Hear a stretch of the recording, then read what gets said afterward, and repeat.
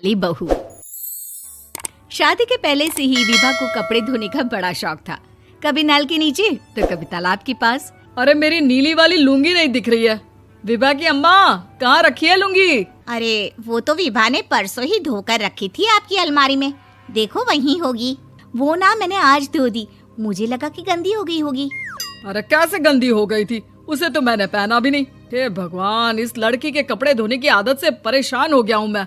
जितना तो घर में राशन नहीं आता, उससे कहीं ज्यादा डिटर्जेंट पाउडर का खर्चा है।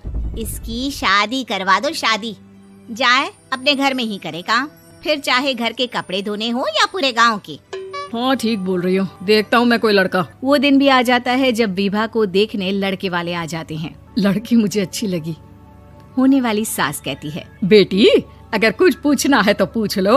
वैसे तो हमारी लड़की बहुत ही शर्मीली है, जो बोल दो वो मान लेती है, इसे क्या पूछना होगा। अरे कैसी बात कर रही हो माँ, मुझे इन लोगों के घर रहना है, सवाल तो कई है। हाँ हाँ बेटा, पूछ लो ना, क्या पूछना है। आप लोगों के घर कपड़े कौन धोता है? सास का मुंह बन जाता है।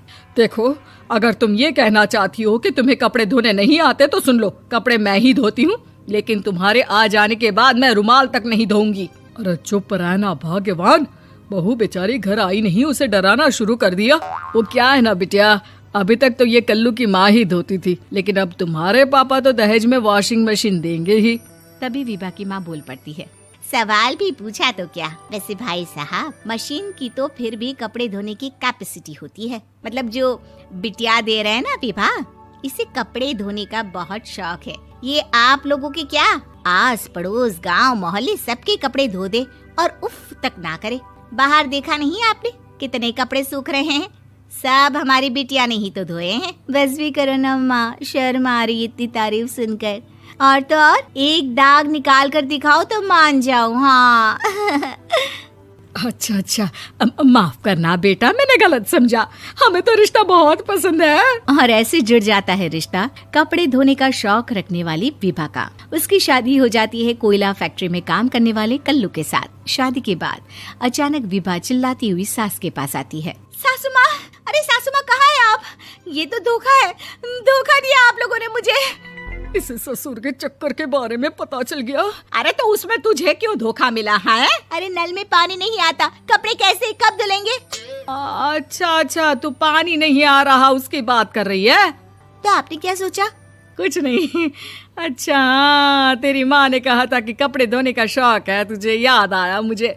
शौक शौक बोलकर कपड़े धोने वाले मेरे जुनून को कम ना आके सासू माँ, कपड़ा धोना मेरा गुरूर है।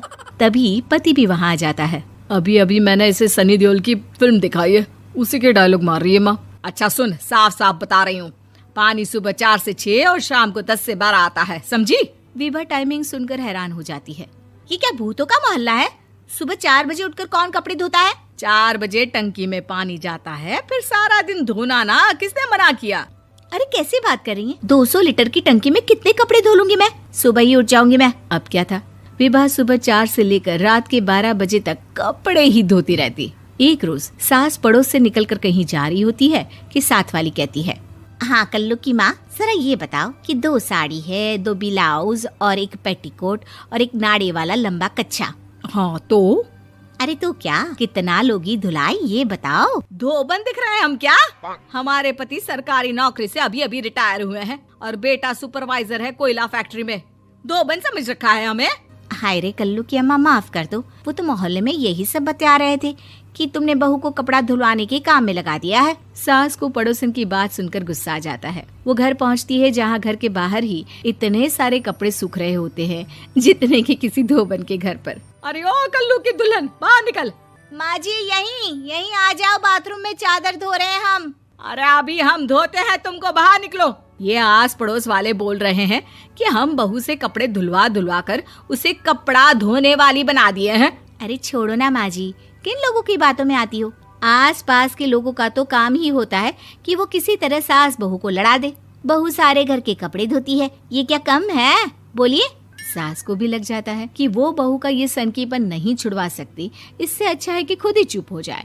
एक रोज सास और बहू मंदिर जाते हैं, जहाँ सास की साड़ी वहाँ खड़ी भीख मांगने वाली से मिलती है। माँ जी क्या बात है, आपकी साड़ी उस भिखारन से कितनी मिल रही है ना? हाँ हाँ देखो तो, दोनों की साड़ी मिल रही है। क्या बात है कल्लू की अम्मा, तुम खुद को तो अफसर की बीवी बताती हो और ऐसी सिंपल सी प्लेन साड़ी पहनकर घूमती हो। सिंपल और प्लेन नहीं है ये साड़ी। तो क्या सोने के धागे से फूल बने हैं? कुछ भी सासू माँ, कुछ भी। हाँ बने थे इस साड़ी में सोने के धागे से फूल। मेरे पति लेकर आए थे मद्रास से स्पेशली मेरे लिए 10,000 की।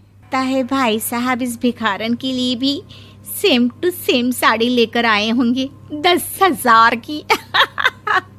सास उस वक्त तो कुछ नहीं कहती, लेकिन बहू के साथ घर आती है और अलमारी से एल्बम निकाल कर लाती है। ये साड़ी देख रही है, ये वही साड़ी है जिसे मैंने अभी पहना था। इस साड़ी में ये जो चमकदार फूल दिख रहे हैं ना, ये सोने के धागों से काढ़े गए हैं। लेकिन तू लोकल वॉशिंग मशीन ब्रश से घिस घिस कर सारे फूलों को निकाल कर साड़ी प्लेन कर दी। मुझे माफ कर दीजिए सासू माँ। और तो और, जब मैंने तुझे तेरी गलती के लिए कुछ नहीं कहा, लेकिन तूने तो सबके सामने मेरा मजाक ही बना दिया। क्यों? बहू को समझ में आ जाता है कि अब से उसका कपड़े धोना बंद।